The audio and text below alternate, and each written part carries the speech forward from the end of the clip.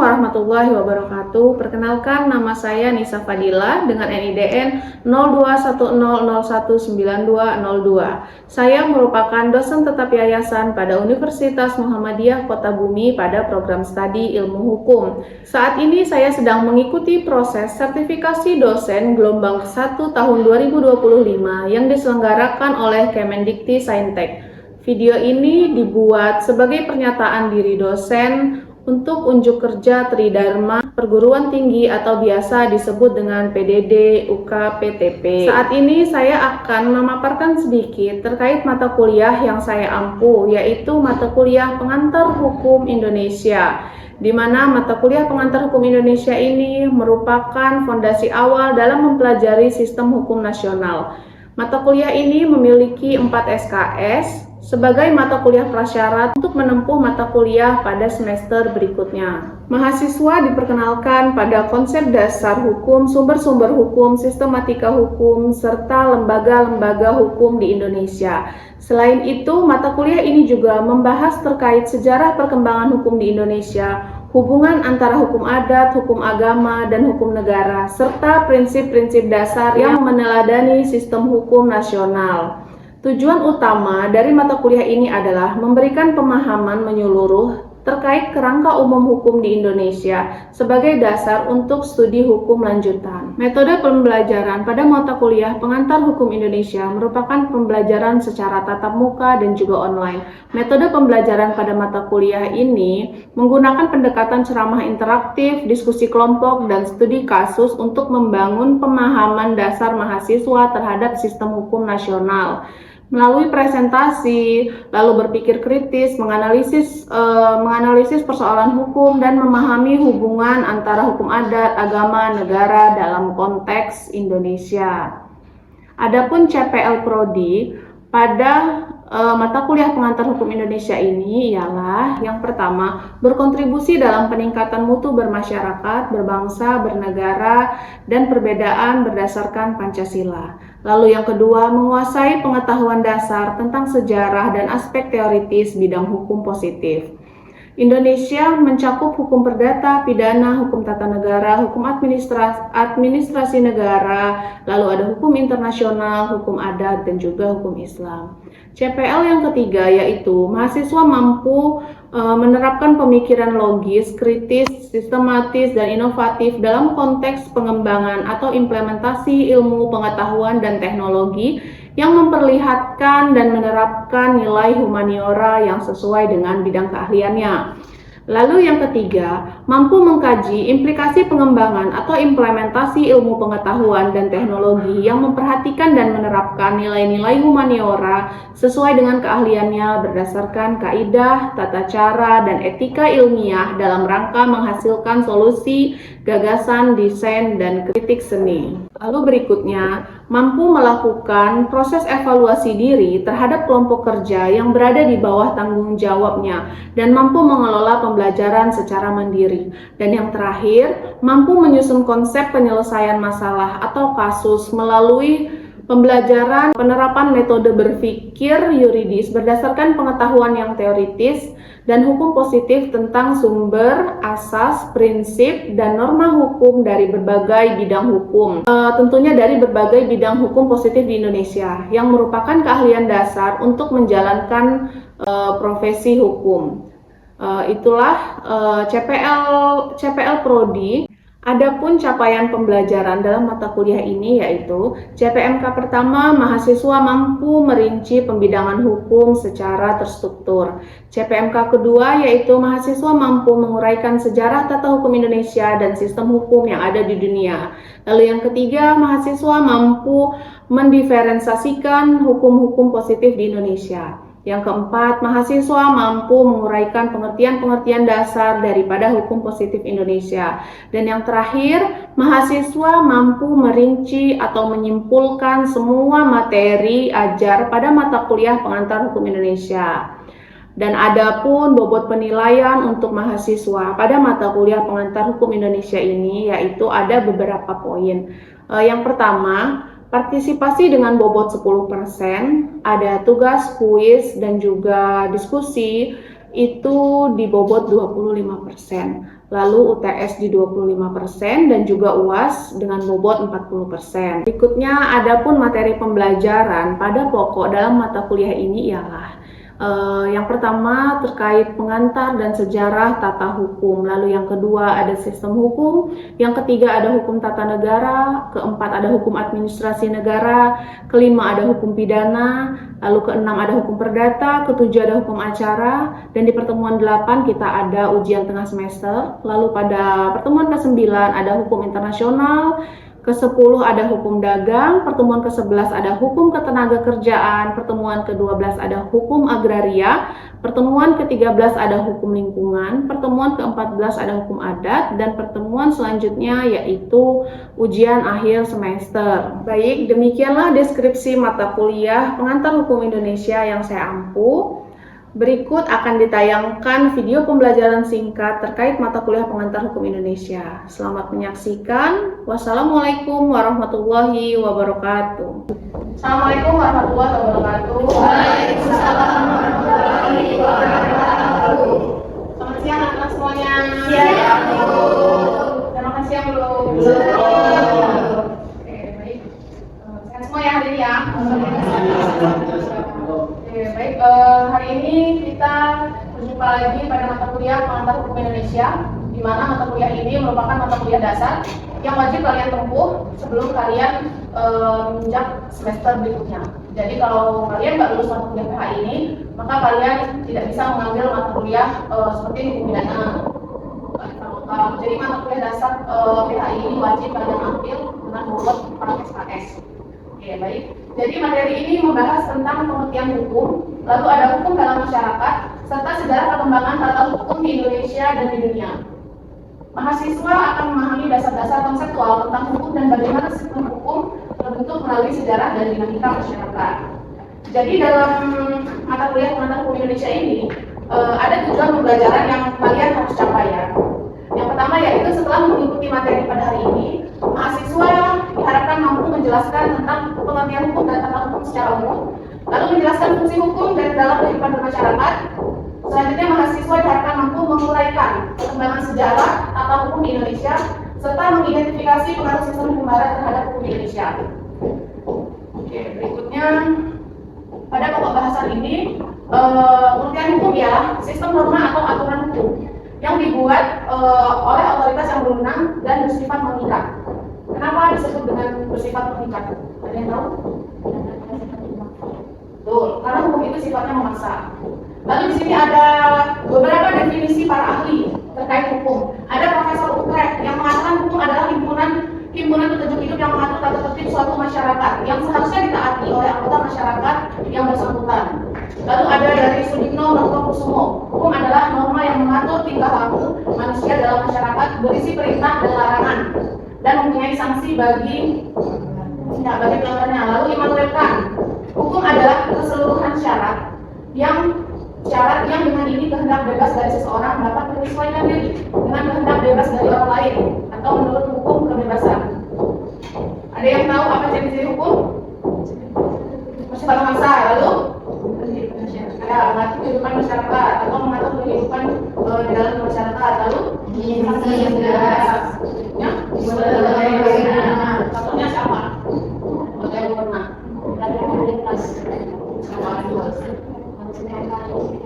Terus memiliki izin, harus advokat. Kalian semua sholatnya semua nggak oleh orang? Pakai helm semua nggak? Mahasiswa hukum nggak pakai helm kan? Berikutnya pengertian tata hukum. Tata hukum adalah seluruh sistem hukum yang berlaku dalam suatu negara yang terdiri dari norma hukum, struktur hukum atau lembaga dan proses hukum. Lalu unsur-unsur tata hukum yaitu ada kaidah hukum. Kaidah hukum aturan tertulis atau tidak tertulis yang mengatur perilaku. Ada yang tahu aturan tertulis atau tidak tertulis? Tahu tertulis atau tidak tertulis? Apa? Kalau hukum tidak tertulis contohnya apa? Ada. Kenapa dinamai hukum tidak tertulis? Lalu kita ke fungsi dan tujuan hukum. Ada yang tahu fungsi dan tujuan hukum? Pertama, pengaturan hubungan sosial, yaitu menjaga ketertiban dan keseimbangan hak dan kewajiban. Lalu pelindung kepentingan, melindungi hak individu dari kelompok dan penyalahgunaan kekuasaan.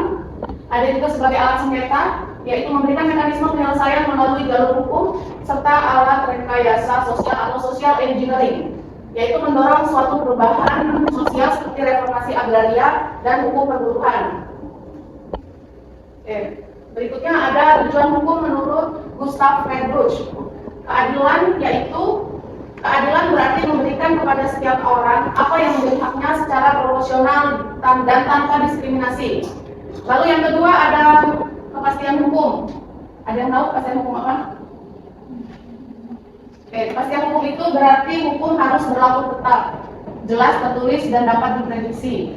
Kepastian hukum memberikan rasa aman bagi masyarakat karena mereka tahu apa yang diperbolehkan dan apa yang tidak diperbolehkan atau dilarang. Lalu kemanfaatannya yaitu hukum harus memberi manfaat nyata bagi masyarakat. Nah, kalau menurut kalian hukum ini sudah memberikan manfaat nyata belum? Sudah. Ada yang sudah, ada belum ya? Jadi hukum itu sifatnya memaksa. Jadi ada yang sudah, ada yang belum. Berarti kalau dia punya kekuasaan, punya ini, gimana? Selanjutnya, sejarah perkembangan tata hukum di Indonesia. Ada yang namanya masa prakolonial, yaitu ada hukum adat. Nanti siapa yang bisa jelaskan hukum adat?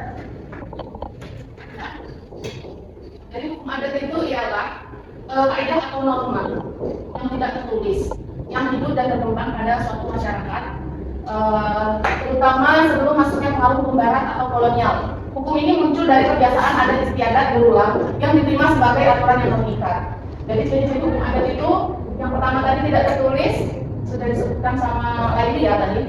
Hukum adat tidak dikodifikasi dalam bentuk undang-undang tertulis, lalu disampaikan secara lisan dan diwariskan dari generasi ke generasi.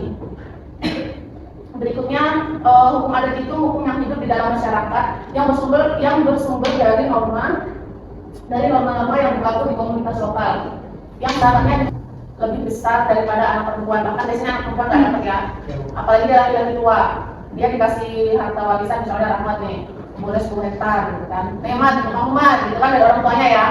Jadi itu tuh sebenarnya bukan nggak ada tanggung jawab di situ. Bisa jadi orang tua dia hidup dan mati, orang tuanya itu nanti si Rahmat yang urus. Misalnya masih punya adik-adik yang masih sekolah, itu jadi tanggung jawab si Rahmat. Begitu juga anak-anaknya, jadi keluarganya termasuk orang tuanya menjadi tanggung jawab dia. Itulah kenapa kalau di Lampung itu anak laki-laki, apalagi anak laki-laki tua mendapatkan warisan yang lebih besar daripada anak laki-laki di nomor sekian atau bahkan yang perempuan gitu ya. Berikutnya, pentingnya hukum adat dalam sistem hukum nasional. Diakui dalam pasal 18B Undang-Undang Dasar 1445, negara mengakui dan menghormati kesatuan masyarakat hukum adat berdasarkan hak-hak tradisionalnya. Lalu menjadi salah satu sumber hukum tidak tertulis dalam hukum nasional. Dan yang ketiga, relevan dalam hukum agraria, perdata, lingkungan, dan peradilan adat di beberapa daerah. Kita masuk pada masa kolonial Belanda atau pengaruh sistem hukum barat. Tadi kan kita masuk pada masa hukum adat ya. Sekarang kita masuk pada pengaruh sistem hukum barat, di mana pada masa penjajahan Belanda kurang lebih tahun 1602 sampai 1942 pemerintahan kolonial membawa serta sistem hukum dari Eropa, khususnya hukum Eropa konstitusional atau civil law. Tujuannya apa? Tujuannya untuk mengatur kehidupan masyarakat koloni dan melindungi kepentingan bangsa penjajah. Jadi lama kita dijajah sama Belanda. Pengenalan sistem hukum barat itu, yang pertama berbasis kodifikasi hukum, yang kedua menekankan aturan tertulis dan kepastian hukum, serta dipengaruhi oleh hukum Romawi dan Revolusi Prancis. Lalu hukum yang diperkenalkan, yaitu hukum perdata atau privatre, diatur dalam BBW hukum perdata masih berlaku asal tidak bertentangan dengan Undang-Undang Dasar 1945 dan nilai-nilai Pancasila. Jadi udah jadi mahasiswa Pancasilanya masih ingat nggak? Ya, jangan nggak pernah dibaca lagi tiap Senin pagi lupa Pancasila.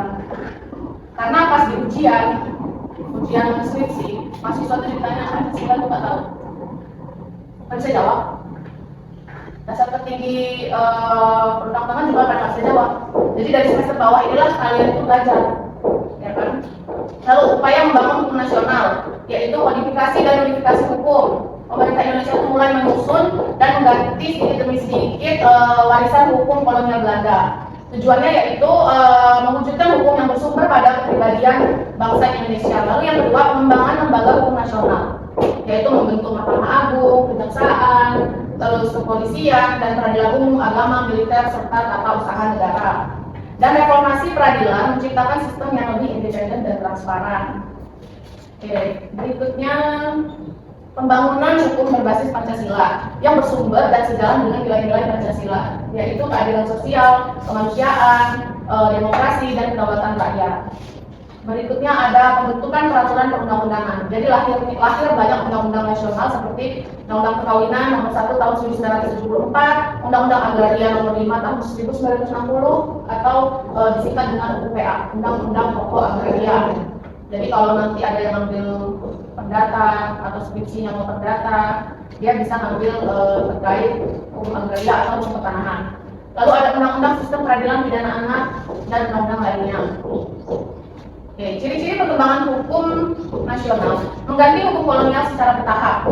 Jadi setelah kemerdekaan itu, Indonesia itu nggak langsung menghapus semua hukum peninggalan kolonial, tetapi menggantinya secara bertahap atau sedikit demi sedikit agar tidak menimbulkan kekosongan hukum. Jadi itulah alasan mengapa hukum kolonial Belanda masih dipakai sampai sekarang. Tapi kita sudah ada KUHP baru ya, yang akan berlaku di Januari tahun 2026. Jadi kalau sekarang ini yang ngambil skripsi terkait putusan atau dia meneliti tentang undang-undangnya, ya itu nggak akan dipakai lagi. Jadi kalau bisa carilah di lain. Jadi upaya yang dilakukan dengan menyusun peraturan undang-undang baru yang disesuaikan dengan karakter bangsa Indonesia, contohnya KUHP atau warisan Belanda itu nanti akan diganti dengan RKUHP, ya kan? Yang sudah disahkan tahun 2022 dan akan berlaku di tahun 2020. Jadi mungkin nanti pembelajaran kita ke depan, ya ini dari sejarah ya, karena kan sudah ada undang-undang yang baru gitu. Lalu KUHP perdata itu bertahap dikaji menjadi hukum perdata nasional. Lalu yang kedua, mengakui hukum adat dan hukum Islam sebagai sumber hukum nasional. Jadi sistem hukum di Indonesia itu menghargai keberagaman lokal yang hidup di masyarakat. Makanya kita punya mata kuliah yang namanya hukum kearifan lokal. Sebelumnya itu namanya hukum adat, tapi karena kurikulum baru dia berubah menjadi hukum kearifan lokal. Nanti itu ketemu Ibu di semester 2 ya. Oke, jadi hukum adat itu diakui sebagai salah satu sumber hukum yang tidak tertulis. Contohnya itu dari pengakuan masyarakat hukum adat dan hak rakyat yang terdapat pada Undang-Undang Nomor 5 Tahun 1960 tentang agraria. Lalu hukum Islam juga diakui dan diakomodasi dalam beberapa bidang hukum, contohnya kompilasi hukum Islam, perbankan syariah, dan peradilan agama. Lalu menyesuaikan hukum dengan kebutuhan pembangunan nasional dan perubahan zaman. Jadi hukum nasional ini diarahkan untuk mendukung agenda perkembangan dan reformasi sosial. Hukum digunakan sebagai alat rekayasa sosial atau social engineering, hukum yang adaptif terhadap perkembangan ilmu pengetahuan, teknologi, ekonomi, lokal budaya. Contohnya Undang-Undang ITE. Undang-Undang ITE itu apa? Kita tahu. Nah, untuk mengikuti data pribadi bisa. Lalu apa? Bisik-bisik. Oke, lalu untuk mengikuti data pribadi, Undang-Undang Cipta Kerja. Jadi kita nggak bisa gitu. Misalnya kalian kesel sama siapa? Saya kalau ada utang nih 100.000, buat status. Saya butuh Hanif gitu kan? Tidak membayar hutang. Kalian buat status tuh. Ya kan, itu udah kena belum teh? Ayo, udah kenapa? Harus sudah ada nama Hanif kita. Tapi Hanif nggak gitu ya nih. Lalu perkembangan sejarah pada masa kemerdekaan. Setelah Indonesia memproklamasikan kemerdekaannya pada 17 Agustus 1945, bangsa Indonesia memulai proses hukum yang berdaulat, independen, dan berakar pada kepribadian bangsa itu sendiri. Jadi pada periode ini hukum Indonesia memasuki masa transisi dari sistem kolonial menuju hukum nasional. Itu yang pertama ada upaya unifikasi hukum atau kodifikasi nasional. Jadi unifikasi itu menyatukan berbagai sistem hukum yang berlaku pada masa kolonial menjadi satu sistem hukum nasional yang berlaku secara menyeluruh untuk seluruh warga Indonesia tanpa diskriminasi. Tujuan menghapus dualisme hukum tadi itu atau menghapus dualisme hukum peninggalan masa kolonial Belanda diterapkan melalui perundang-undangan yang bersifat universal dan berlaku umum. Contohnya kodifikasi nasional. yaitu proses penyusunan hukum secara sistematis ke dalam undang-undang yang terstruktur. Ada juga Hukum Agraria Nomor 5 Tahun 1960, UPA, Kodifikasi Hukum Keluarga Nomor 1 Tahun 1974 tentang perkawinan, dan Kodifikasi Hukum Anak, Undang-Undang SPPA, Sistem Peradilan Pidana Anak.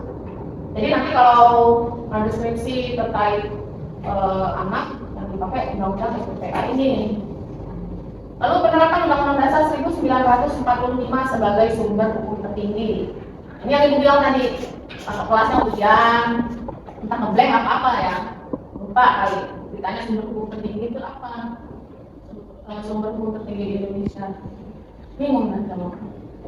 Jadi sekali lagi, sumber hukum tertinggi di Indonesia itu ialah Undang-Undang Dasar 1945, ditetapkan sebagai konstitusi negara dan sumber hukum tertinggi. Jadi semua produk hukum di Indonesia ini harus sesuai, tidak boleh bertentangan dengan Undang-Undang Dasar 1945. Prinsip ini ditegaskan dalam sistem hierarki perundang-undangan, di mana Undang-Undang Dasar 1945 itu berada di puncak tertinggi. Ya, diikuti oleh undang-undang, peraturan pemerintah, peraturan presiden, dan seterusnya. Lalu lembaga penegak konstitusi, ada apa aja? Ya, lembaga konstitusi, presiden. Lalu pembentukan hukum nasional yang mencerminkan nilai-nilai Pancasila. Jadi Indonesia itu membangun sistem hukum nasional yang berkarakter Pancasila, yaitu hukum yang tidak sekedar legal dan formal, tetapi juga berkeadilan sosial dan bermoral Pancasila. Jadi nilai-nilai Pancasila itu yang pertama ada ketuhanan yang Maha Esa, itu hukum yang dimaksud dengan ketuhanan yang Maha Esa itu hukum yang menghormati nilai-nilai keagamaan, ya kan? Lalu ada kemanusiaan yang adil dan beradab.